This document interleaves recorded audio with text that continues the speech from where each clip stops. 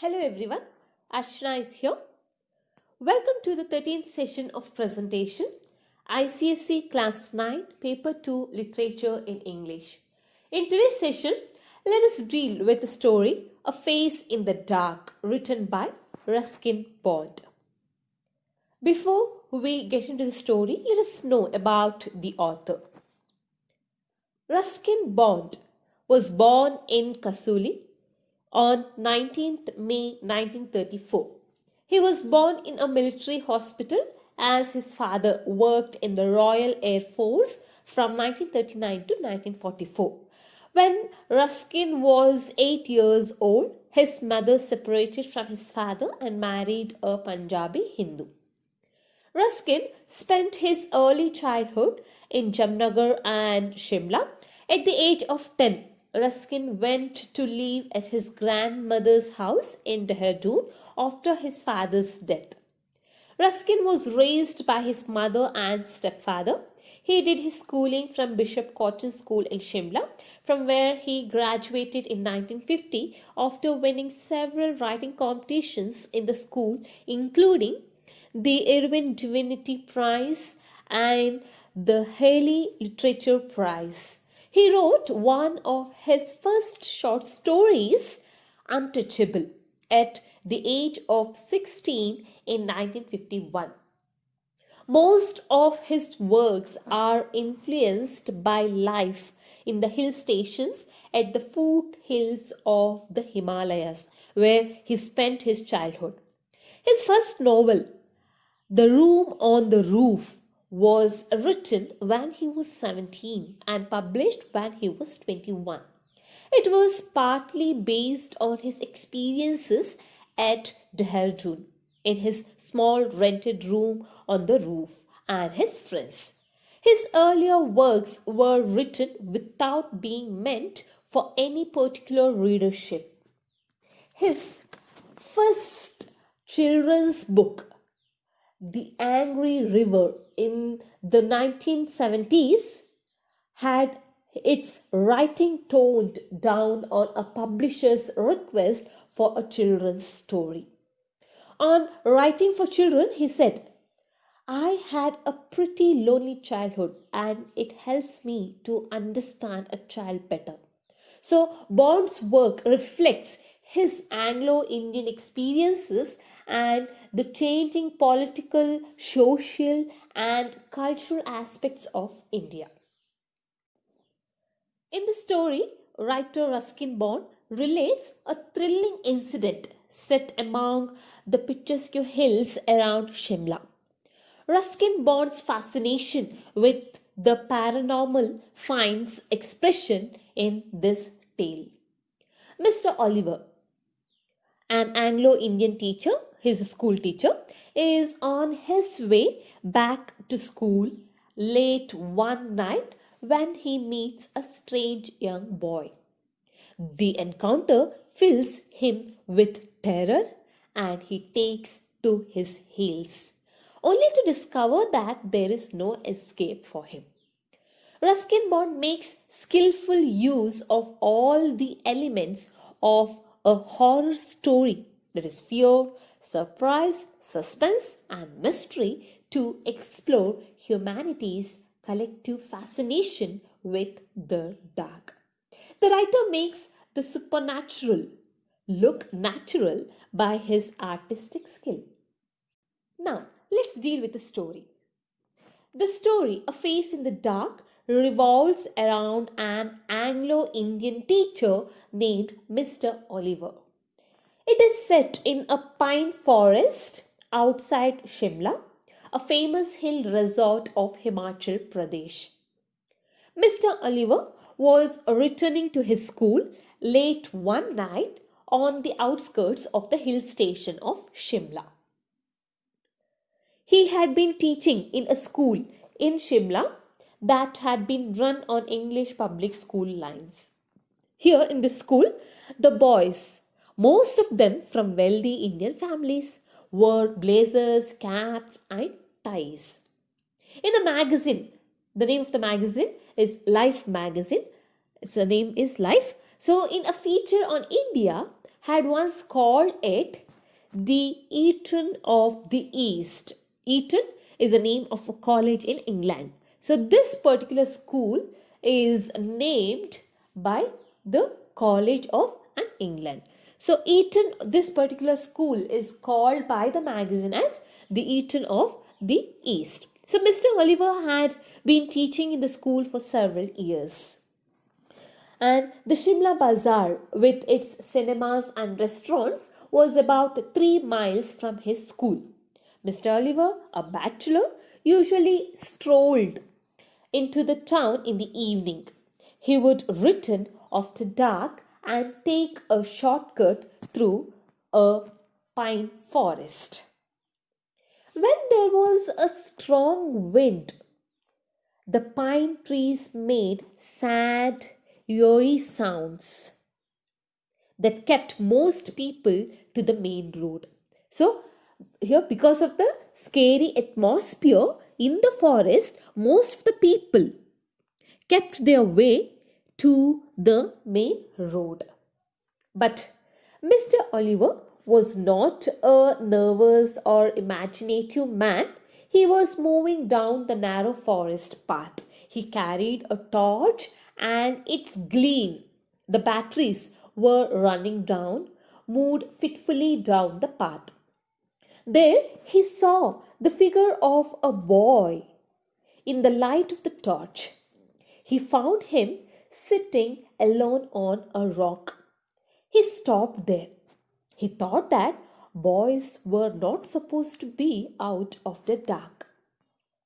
Mr. Oliver moved closer to the figure in order to recognize the miscreant and said, miscreant means a person, one who has done something wrong, that the boy at night and at this time in the forest, in this dark forest, sitting alone on the rock. Okay, so no student is supposed to do this work. So what happened here? The teacher wanted to question the boy and went closer to the boy and questioned him. What are you doing out here, boy? He sensed that something was wrong. The boy appeared to be crying. His head hung down and he held his face in his hands and his body shook convulsively. It was a strange, soundless weeping, and Mr. Oliver felt uneasy. And he asked, "Well, what's the matter?" His anger giving way to concern. "What are you crying for?" The boy neither answered nor looked up, but continued sobbing. He told the boy that he should not be out there at that time. He said, "Tell me the trouble. Look up." The boy looked up. He took his hands from his face and looked up at the teacher. The light from Mr. Oliver's torch fell on the boy's face, if you could call it a face. It had no eyes, ears, nose, or mouth. It was just a round, smooth head with a school cap on top of it. The torch fell from his trembling hand. He turned and scrambled down the path, running blindly through the trees and calling for help. He was still running towards the school building when he saw a lantern swinging in the middle of the path. Mr. Oliver stumbled up to the watchman, gasping for breath. "What is it, Sahib?" asked the watchman. "Has there been an accident? Why are you running?" Mr. Oliver replied, "I saw something horrible. A boy weeping in the forest, and he had no face." "No face, Sahib?" "No eyes, no mouth, No nose, nothing. Do you mean it was like this, Sahib? Asked the watchman, and raised the lamp to his own face. The watchman had no eyes, no ears, no features at all, not even an eyebrow. And that is when the wind blew the lamp out. So, children, this is a short story, and to read and to listen, yes, it is a bit scary. And here we have winded up the story. Let us see the message of the story and about the title of the story. And before that, we will conclude the story in brief. So, the story, A Face in the Dark, where Ruskin Bond has related a suspense incident set in the picturesque hills around Shimla. His fascination with the paranormal finds expression in this tale. He has made use of skillful elements for a horror story. The story has an equal amount of surprise, suspense, and mystery to explore humanity's collective fascination with the dark. This story is based in Shimla and describing a thrilling experience. When we think of Shimla, we are reminded of beautiful and fascinating mountains and hills with scenic beauty. It is one of the best hill stations in India. Such places are renowned for their scenic appearances and stories and tales related to paranormal incidents. This story is a description of one such incident. Through the story, the author asserts that even powerful people and non believers of evil spirits go blank when confronted by strange and horrible situations. The story is set on a windy night when Mr. Oliver, an Anglo Indian teacher, is on his way back to school late one night. He takes a little detour and chooses to walk through the pine forest on his way back to the school after an evening at Shimla Bazaar. He encounters a boy, and this experience turns out to be one where there is no escape for Mr. Oliver. Come, let us go through the story in detail as in the form of conclusion. Mr. Oliver used to teach in a school in Shimla. He is a bachelor who usually walks to the town in the evening. One day, Mr. Oliver was returning to his school from the outskirts of the hill station. He got late. When he was returning, it became dark, and so he thought of taking a shortcut from his route to school. So he took a shortcut through the pine forest. As we think of the beautiful town of Shimla, it is filled with mountains, hills, and woods. It became very dark by the time Mr. Oliver was about to cross the pine forest. Whenever there is a strong wind or breeze, the pine trees make sad and terrible sounds that keep most of the people on the main road. Most of the people are not there enough to follow or move in the shortcut. But Oliver was not nervous or an imaginative man, so he took the narrow forest path. This also shows that he was very familiar with the area. He generally carried a torch along with him. It might be often that he got late or returned when it was dark.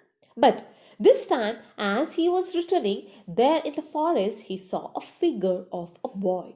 He used his torch to infer that someone is present there.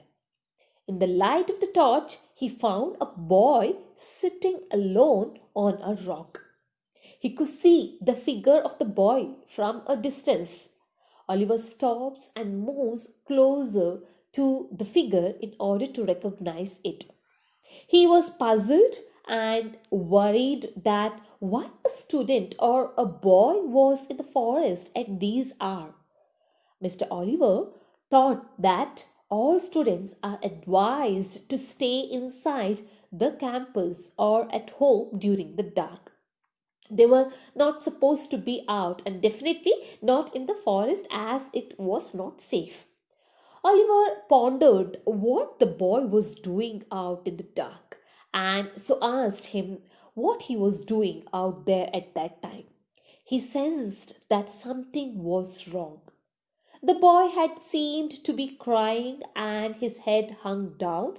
He appeared to be holding his face between his hands and his body was shaking continuously. It was a strange, soundless weeping, and Mr. Oliver felt uneasy. Despite these unusualities, Mr. Oliver approached the boy. He kept asking the boy who he was and why was he out in the dark. The boy neither answered nor looked up but kept weeping continuously. Oliver was worried about the fact that the boy is out at night. So he asked the boy why he was crying. The boy finally took his hands off from his face and looked up at the teacher. The torch from Mr. Oliver's hand falls down. The boy was not a normal one, but some ghostly figure. The boy had no eyes, no ears, no nose or mouth. He just had a round, smooth head with a school cap on. The torch fell from Mr. Oliver's trembling hands and he runs down the path blindly through the trees, calling and crying for help. He ran towards the school building and saw a lantern swinging in the middle of the path. Mr. Oliver was petrified after the encounter with the faceless boy. There he found the watchman standing at the school gate. The watchman saw Mr. Oliver running and asked him what happened, what had happened. Oliver replied that he saw something terrible. He said in parts that he saw a boy weeping in the forest and he had no face. The watchman showed him his own face and asked Oliver, "Do you mean it was like this?" The watchman too had no eyes, no ears, and no features at all. He did not even have eyebrows, and that is when the wind blew and turned the lamp out. So the story ends with suspense to what might happen to Mr. Oliver and leaves the readers in confusion. So it is thus describing a thrilling and horrific incident, leaving the readers intrigued about Mr. Oliver. So now it is left in our hands to think what happened to Mr. Oliver and what is that figure he saw, etc. etc. It's a question mark and it's left to you to think about it. So students, about the story we have learned and the theme of the story. Here it contains the elements of mystery, strangeness, and supernaturalism, but the writer makes the supernatural look natural by his artistic skill. It is set, as you all know, in the pine forest outside Shimla, and so hill resort of Himachal Pradesh. So the story revolves around the teacher, Mr. Oliver, and he has a strange experience while he is passing through a pine forest at night. He sees a figure of a boy in the light of a torch. He stops because he thinks that boys are not supposed to stay out at dark, and he moves closer to the figure to recognize him, and finally he try consoling the boy, try to recognize the boy and try to talk to him. The boy will not answer, and finally the boy will raise his head, and the teacher will be shocked to look at the boy because the boy will not be having ears, eyes, nose, mouth, and even eyebrows, etc. So here All this makes the story mysterious, strange, and supernatural, but Ruskin Maud's supernatural is neither frightening nor horrifying. And about the title of the story, A Face in the Dark, is apt because the story revolves around Mr. Oliver and the face of the boy is in the dark. Mr. Oliver has a strange experience while he is passing through a pine forest at night. He sees the figure of a boy sitting alone on the rock. He goes closer to recognize the face of the boy. The boy appears to be crying. Mr. Oliver asks him to look up. When he looks up, Mr. Oliver is surprised to find that it has no eyes, ears, nose, or mouth. So it is just a round, smooth head with a school cap on top of it. So he gets frightened and the torch falls from his trembling hand. He runs toward the school building and cries for help. So he is gripped with fear. So it is the face of the boy in the dark that frightens Mr. Oliver. So the title, A Face in the Dark, is very apt. So students, here we have winded up the prose. Thank you all.